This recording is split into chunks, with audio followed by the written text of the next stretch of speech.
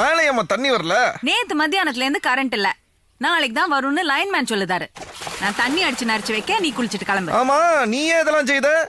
எங்க மாமா எங்க? நயன்தாரா கேக்குதால? எலே என்ன அம்மா கஷ்டப்படுதால? போய் தண்ணி அடிச்சு குடுல. அவனை ஏம்ல தொந்தரவு பண்ணுத? அவனே ராத்திரி 2 மணி வரைக்கும் மில்லுல வேலை செஞ்சுட்டு வந்து அசதியில படுத்து தூங்குதான். உள்ள இன்னும் 2 மணி நேரம் தூங்கட்டும். குடுலைங்க. மில்ல இப்ப ராம் தியேட்டருக்கு மாத்திட்டீங்களோ?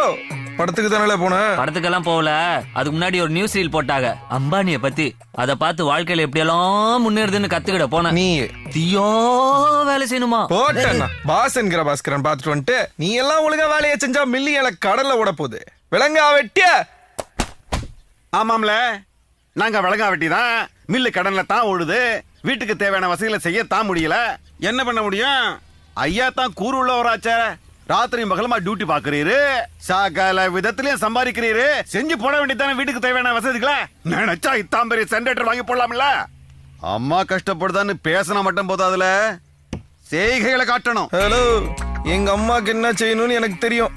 ஏம்னா உங்களுக்கு முன்னாடி எங்க அம்மா எனக்கு தெரியும்ல. என்னல இது?